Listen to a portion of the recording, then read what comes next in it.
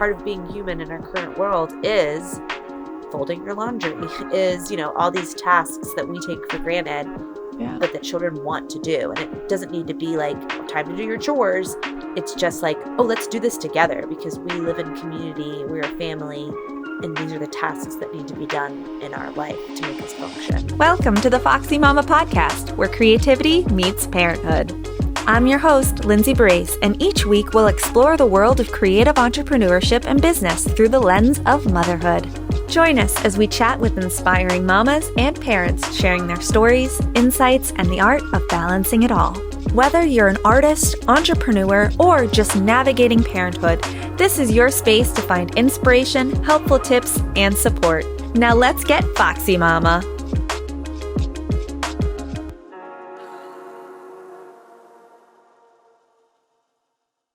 Hey, I'm Lindsay, host of the Foxy Mama podcast, and I'm here with Tori Litz, who is this Montessori mama. She is the founder of Hawthorne Montessori School, as well as mom to Oakley. Hey, Tori, thanks for coming on. Hi, Lindsay. Thank you for having me.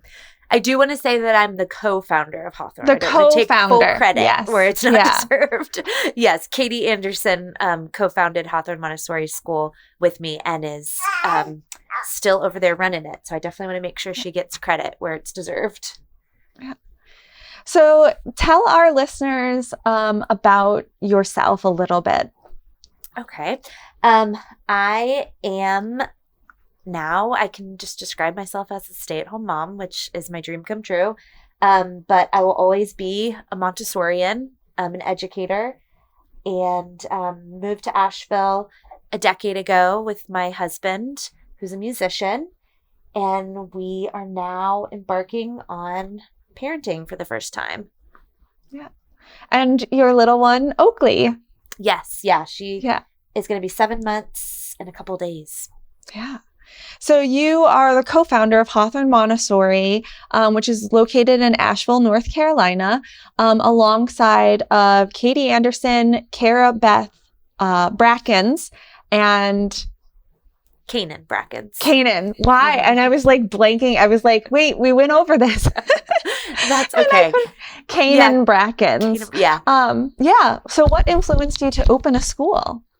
So Katie Anderson and I were teaching at Asheville Montessori School here in Asheville. We taught there for many years. We had done our Montessori training together and we're just looking for the next step. And then we came across something called the Wildflower Foundation, which is a larger nonprofit umbrella that helps teachers to open their own Montessori schools. So they help with the funding and the framework needed to jump into that endeavor. Because at that point we had only ever been in classroom teachers. So we definitely needed some guidance, and obviously funding was very important in that. And so we really wanted to open a Montessori school that was focused on equity and made it possible for more children and families to experience Montessori education. Because there's definitely a lot of stereotypes around it being for the elite and very wealthy, which that is the case in many places. So we really focused on having a tailored tuition model where families of any background could apply and get a tuition that fit their financial needs. We also were, and they still are, focused on intentional diversity. We have a wait pool instead of a wait list. So instead of like first come, first serve, it was, trying to make sure that the classrooms were balanced in age and gender and race and ethnicity and socioeconomic standing, to make a better place for all of the children and families. Wow. And so can you describe what the Montessori method is and, what's the best way to explain Montessori and the Montessori parenting style? Okay. So in my training, one of our assignments was to write an elevator speech, because this question gets asked of us a lot and it's really difficult to condense it, but I'm going to try my best. Yeah. Hopefully I don't fumble in my words. So the key components in Montessori are the role of the adult. So the adult is a guide as opposed to like a traditional education system where the teacher stands in front of the class and like lectures and leads the class in that way. We guide each child. Same thing goes with parenting. We guide the children in a way where they are partnered in their education and their development. We also focus on hands-on sensorial learning. So with all of the curriculum areas, there are hands-on materials, and that goes from, baby up through middle school. We also focus on the importance of observation. So the teacher and the parent are observing the child to observe their interests and to observe their needs. It's the adult's job to alter things for the child to set them up for success. So like, for example, if there's a struggle for a child in a classroom or in the home, the first response isn't, oh, what's wrong with the child? It's what's wrong with the environment, or what needs to change in the environment, or what needs to change in me, the adult. The child is like the last thing you look at because typically it's something else that either the adult's doing or that the environment is not set up for success. Another really interesting component is the mixed ages in the school setting. So 3 to 6-year-olds are together, 6 to 9-year-olds are together, 9 to 12-year-olds are together. So the children are learning from each other and teaching each other. And teaching something is just known to like cement it into your brain and into your practice. So we see firsthand how that helps the children. And then I guess the last thing I'll say on it is the importance of like the practical life skills. Mm-hmm. So in like a primary 3 to 6-year-old Montessori classroom, there's a whole area called practical life where the children are learning how to like take care of their environment, take care of their physical needs. They're learning how to like scoop their own food and pour their own water, and skills that seem easy and boring and simple to adults, but are so fascinating and important for children so that they can be more independent in their world. Yeah. I love that, it approaches it. So, one of the things that you mentioned where often people are like, well, what's wrong with the child? Instead of saying, well, how can we change the environment? How could we as parents or teachers, I mean, you as a parent, you are a teacher to your child. Like, what can we do to make the situation better? Help the child develop and all that aspect versus saying like, okay, well, what's wrong with the child? My child isn't meeting these like developmental markers or anything like that. Well, what's wrong with them? And kind of that approach. And I love that it's the Montessori like method and way is set up where, you had mentioned where it's, ages like 3 to 6 and 6 to 9, like set up in that sense, because everyone's like learning from each other, and seeing and doing and playing. And that learning aspect is like such a great tool and such a great way of life and way of developmental learning, to really provide. So how did you kind of get into all of this and like interested in Montessori education, and what inspired you to become a Montessori educator? My mom is actually a Montessori teacher. She is a toddler teacher, so she works with 18-month to 3-year-olds in Maryland, and she's done that since I was in middle school. So I grew up going to her classroom, and as a kid, I was like, this is weird. Like, why are your toddlers like washing their own dishes and baking bread? Like, shouldn't they be like learning their letters and numbers and stuff? And in Montessori, we start doing more academic things when the children are 3 to 6, but at the toddler level, it's all about like becoming a human in that capacity. So I actually started going to school to do traditional education. I like ran the child development center at my high school. I started off with early childhood education in college, and then just got really disheartened by a lot of the teaching to the test and just the whole vibe of all of my professors that were just like, oh, I can't wait to retire. And it's so miserable and this and that. And I came home and I was like, what? Why am I doing this? And so my mom was like, well, you could follow me and be a Montessori teacher. And so I followed in her footsteps, and I also became a Montessori teacher. And so I am trained through AMS, which is the American Montessori Society, for 3 to 6 year olds. But I do have experience working in a classroom setting with toddlers as well. And then I've been kind of self-teaching on the whole baby Montessori world with my own baby. Yeah. Who's just hanging out. I should have said, like, and I'm here with my guest, and, you know, I introduced you, but I, you know, didn't introduce her. So what do you feel like, what challenges, there she is. Say hi, Oakley. Hello. She's smiling at you. Hi, baby girl. Oh, you have to get me that, like, sidebar, but that PDF, the solid starts thing is just amazing. Yes. And I love your binder. I like, you think like me in that sense of like, I love binders and I love like printing things out and like having that like reference. And I'm such like a tangible person. Like it could be online. And I do so much in the online world, but I still love that like tangibility of like, I'm like, I love that you printed that out and put it as a binder. It's such a teacher so thing. Great. It's like, yeah. What's a so teacher, what's on her?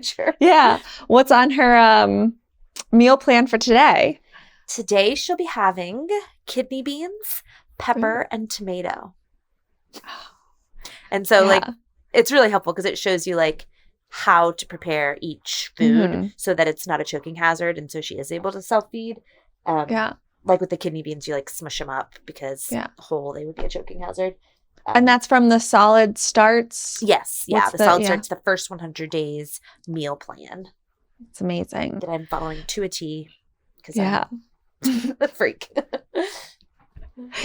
So what challenges do you feel that parents commonly face when combining like Montessori principles or educational philosophies and approaches? And all that jazz, basically. Like, what do you feel that parents kind of struggle with the most? Well, I think, first of all, if you are in a community or family who's never heard of it, sometimes at first that can be a hindrance because, you know, grandparents or friends might be like, oh, that's crazy. What is that? Like, I'm going to do it the way I did it. Yeah. And in many ways, like, yes, there's a lot of beauty to, you know, raising your children the way you were raised. But, so I think that's the first hindrance is like teaching people around you why you're going to do things a little bit differently. And then she agrees. Yes, she does agree. She loves the way she's being raised. And then in that same vein, there's so much information on the internet that I think that people like Google like Montessori, and it's not like a trademarked or registered or copyrighted or whatever thing. So people can use the word Montessori with anything. Yeah. So I think it's confusing. And then there's people out there that like are very, very, very strict about like, this is the way you do Montessori. And so it makes parents feel like, okay, well, I don't want to follow every single little rule, so I must not be doing Montessori, or I'm not even going to do it, or that's like too extreme. So I think it's important to find resources that are like trustworthy, real Montessori information. And I think finding ways to educate your loved ones on why you might be doing things a little differently are probably the two biggest things. Yeah. And it's not something that's, you know, it's a new trend or anything like that. No. It's been around for 100 years. Like how long? Yeah. Around like the turn of the century. Maria Montessori developed her pedagogy in Italy. Around the turn of the century. So it's been around. And like there are some people, like I think you said your husband went to Montessori school. Oh, yeah. Right. So there are people, you know, grown-ups who have Montessori backgrounds. It's just rarer. And now all of a sudden it's this hot thing, which is great. But then it also it's muddling out what is actually Montessori. Like my favorite thing is I'll look on the Facebook Marketplace and it'll be like Montessori toys for sale. And I'll click on it and I'll be like, okay, that's like just Melissa and Doug wooden toys. Like, yeah, they're great and they're not Montessori, but like to put the word Montessori on there, it irks me as a Montessorian because I think there is a huge emphasis on you have to have all the right materials. And that's not accessible to everybody. And I think that the main thing to focus on if you're interested in Montessori is the philosophy piece and finding ways to incorporate that with what you already have or what you have access to, instead of focusing on like, if you don't have, you know, the Montessori mobiles and you don't put them out at exactly the right time, then your child is doomed. Because that is not the case. Love the products you're hearing us chat about on the Foxy Mama podcast? Find all the featured items on my personal Amazon shops page at amazon.com/shop/The Lindsay Boo. Happy shopping. Yeah, it was interesting, like, you know, doing all the research, and I really, you know, being now in my turning 40, and being like a new parent at this age, having the education that I didn't have myself on like just birth in general. There was so much that I did not learn in school or didn't, you know, my mom or those around me like didn't mention. So I was just like, okay, I need all the books. And, you know, my husband and I were reading the books at night and then sharing what we read from each of our books and have like a discussion. And then we'd swap books and read from, you know, a different point of view. And then when I was looking into childhood development, you know, Montessori kept coming up and like, as did other things, but I was really being pulled in that direction and just being like, wow, I really agree with this. I really agree with how they're phrasing X, Y, and Z. And when I said, you know, to my husband, like, oh, I really think that I would love to do this Montessori approach and learning and development. And he was like, oh yeah, I went to Montessori school. And I was like, well, this makes sense to me because he's such like the way that he functions in life and just the way that he learns is very different from the way that I was taught. You know, it just like clicked and it was just like, this is something I want to dive deeper into. I want to learn more about. So in that realm, how do you feel that the Montessori method influenced your own parenting style? And what advice do you have for parents who maybe want to strike a balance between Montessori principles and their own parenting philosophy, or just looking to maybe even just dive deep full into the whole Montessori method? Yeah, I mean, I think that being a teacher and working with young children for as long as I have definitely influenced my parenting, partially just because I was able to watch so many other people become parents and like see what worked and what didn't work. So with Montessori, it's a lot of like trusting in your child's development, not forcing things, not, pushing them to do something before they're ready. The process of observing. So, I think there's like a stereotype out there where people are like, oh, but I can't be Montessori because I want to play with my kid. And we definitely play with our kids. Yeah. It's just that there's also times where it's not about me. So I'm going to sit back if I see that she is playing independently with her little rattle and focused and developing concentration. I, as the adult, should not go in there and be like, oh, you love your rattle. Like, look at me. Like, now we're playing together. Instead, I see that as a chance to step back and observe and watch her fine motor abilities, watch how she's passing the rattle back and forth. Because I know that in order for concentration to develop, it has to start somewhere. So, the 1 minute that she's playing alone with her rattle is actually like a milestone in her concentration development. Which will then one day get her ready to like do big math problems. And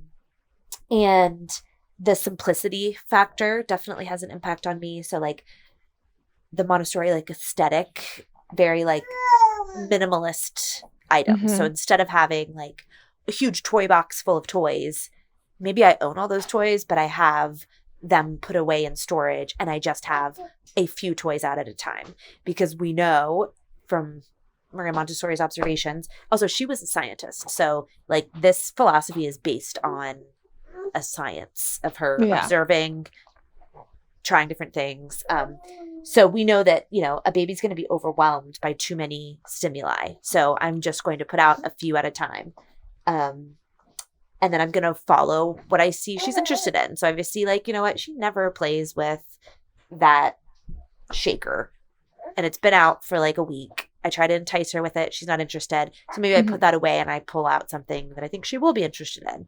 Or I see like, okay, she needs to practice grabbing things with like, a more of a grasp of this way. So I'm going to pull things out that will help her practice that type of grasp. And I mean, there's not a lot of that happening right now at 7 months, but it'll definitely become more applicable when she gets into toddlerhood. And I mean, I see it with my own son, like the wheels turning. So like when he's, doing his independent play, right? And I'm just like watching and I'm looking at him and observing what he's doing. I watch him like critical thinking at, being that 5-6 month mark in between. And he's just like, oh, if I put this over here, it moves. Or if I shake this, it makes noise.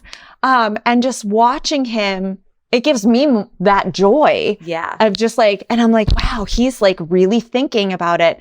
And it's just such like, it's just a joy to watch, that like learning and development and like, and I having that, talking about like that toys and having like all these toys out, that gives me anxiety. Like, so imagine like what it would do to a small child, like having that. And prior to like learning anything about Montessori, for my own self was I just wanted to have a streamlined place for my child. I didn't want to have a lot of clutter. I didn't want to have a lot of toys. And I had no idea of Montessori or anything like that on my radar.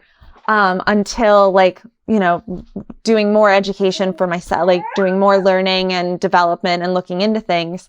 And I wanted that aesthetic, let's say, because my world growing up, there was just too much. There was too much clutter. I had such anxiety as a child. There were so many toys. And I just knew like, I just didn't want to put that pressure and like that stress and cause the anxiety at a young age for my child. And watching him with, okay, well, these are the toys that we're going to have, for this week or something like that. And noticing, oh, he doesn't really like that. Exactly what you said. Well, he hasn't touched this all week. I'm going to rotate it out. I'm going to put something new and see. And just setting that out and having like that toy rotation really helps, not only like keep back that clutter and having like toys everywhere, but it helps with their like learning and development and just like having that, philosophy is just really great, for me as well as my child. Are there any, specific strategies or tips that you could offer for parents interested in combining Montessori principles or other educational philosophies and approaches? I would definitely say, I can recommend like some books and podcasts and YouTube channels that I think are good places to start. I think learning first, and then also like just knowing that you can, if you want, follow everything to a T.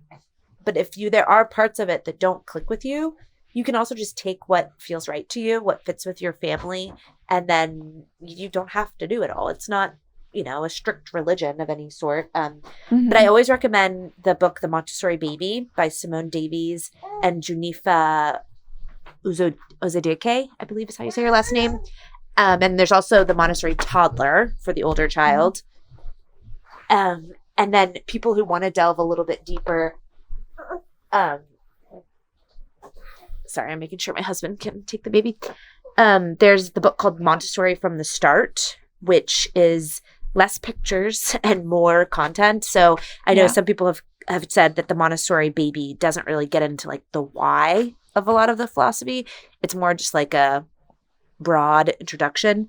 But the Montessori from the Start by Paula Polk Lillard and Lynn Lillard Jessen is a really great, more in-depth book for those who really want to know the philosophy and the why. And then a great podcast is Shelf Help by two Montessori moms. And then a good YouTube channel is the Hapa Family.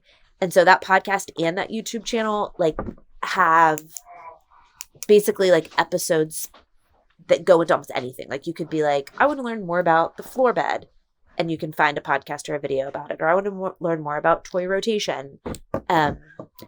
So those are resources that I personally feel good recommending because the content that I've seen aligns with what I know about Montessori. Mm-hmm. And like you said, like people could, if it doesn't align with them, you know, they could, it's not like they have to do it. They could be like, okay, well, I could take this, I could leave that. I could develop my own kind of style from that based on these methods like that have been around for, you know, 100+ years and and proven. And like you said, she was a scientist and, you know, all things. I'm like, oh, there's so much things that I want to ask you about. And I do want to talk about you and your YouTube channel during COVID. I know I was like, oh, here I am. You're like, oh, she's Google searching me and like stalking me on the internet that she found my YouTube channel. Yeah, but it was so great. Like you have, during COVID, you were like, I want to visually do these activities to show to parents that they could do at home. Do you have any favorite activities from those or just in general? So we opened up Hawthorne in August 2019. So we had only been open for months when, you know, the COVID lockdown happened. So we went into like panic mode and we were like, we have to provide something for these families. So that's where the YouTube channel came from, was our attempt at educating preschoolers from afar, which, as we've seen, is basically impossible. But yeah, we wanted to educate the parents so they could do things at home. I honestly don't even fully remember what's on there. I would say the best activities to do are just daily life activities with your child. So, you know, incorporating them in folding laundry, incorporating them in cooking, like even as a baby, wearing them on you and talking through what you're doing in the kitchen. And then as they become toddlers, finding tasks that they can do, real life tasks. That is always the best. You know, those YouTube channels, there's plenty of fun games and activities to do with the kids, but the best place to start is real life activities with the child. Yeah. And I, you know, wear my son and walk around the house and talk to him all the time. And just do like activities like putting away laundry and I just watch him like observe. And he just prefers that to, you know, just, oh, here, I'm going to put you down. And step away or do something like that. But there are so many parents that I've heard like, oh, I bought all these toys, and he ends up just playing with the spoons from the kitchen. And there's like reasons for that. Like they see and they do observe us, and they see us using like spoons or utensils or pots and pans. Like I'm just naming kitchen items, but they're like, well, I want to do that too. And it's such like a great way of looking at the world too, is through their eyes. Recently we traveled back to my hometown and my husband's, where his father lives, and we decided to stop at the Baltimore for halfway through, and we were like, well, let's do the aquarium. And I was wondering if at that age, if it was a good place to go. I'm kind of weary about aquariums in general, and it being more so an educational one. I thought like, okay, let's try it. Let's, look at it. And just watching him observe everything was amazing. Like, and that made my time so much better too. And like, I'm like, wow, he's looking at the jellyfish with this amazement and these fresh eyes and like, ooh, what are these things? And here I am, 40 years old. Normally I would be like, oh yeah, they're jellyfish. This is cool. But I was like, wow, look at the way this one moves. And like, just engaging with him on that level, at its core is just like, it's a blessing. It really is. In Montessori, we say that birth to 6, the child has an absorbent mind. So they are like a sponge. So whatever they're exposed to, they are soaking up. And they are like, it's our job as the adults in our life to teach them how to be humans. And so part of being human in our current world is folding your laundry, is, all these tasks that we take for granted, but that children want to do. And it doesn't need to be like, oh, time to do your chores. It's just like, oh, let's do this together because we live in community, we're a family, and these are the tasks that need to be done in our life to make us function. Yeah. I distinctively remember making breakfast for my parents. And I don't know at what age I was, but I was all excited and I did it before they woke up. And I made eggs, but I didn't turn anything on. So it was just like, here's some raw eggs with like shells in like a bowl. And I like crawled into their bed and I just remember that experience and being like, oh, I loved to do that. But it wasn't something that was like taught or provided or whatever. I had just seen other people doing it and observing it. And my father is a chef. So it was like me getting on that level. It was like, oh, he cooks all the time. I want to do it too. And like, I just remember like them being like, this is delicious. And I was old enough that I remembered it, but I don't know how. I was very young, but since the birth of your daughter, Oakley, you stepped away from teaching formally. And I say that because you are very much teaching. You're teaching me new stuff all the time in our mom group, and you're such a great resource. But I know that had to be a hard decision to make. What do you recommend for moms or parents in general who are kind of approaching that decision of that work-life balance or, stay-at-home mom versus going to work or working from home? Do you have advice that you could offer? Well, every situation is so different, depending on where you live, if you have a partner or not, what their job is, what your career is, all of it. So it's really hard to give an exact advice, but I can talk about my own experience, which was that I just sat down with my husband and, being a teacher, being an admin at the time, running a school, was a very stressful position to be in. And working with young children in a school setting, I feel takes the same like parts of your being that being a mother takes. And so for me, I know plenty of people do it and they're happy, but I just always knew that I couldn't teach and be a mom at the same time, at least of young children while I had a young child.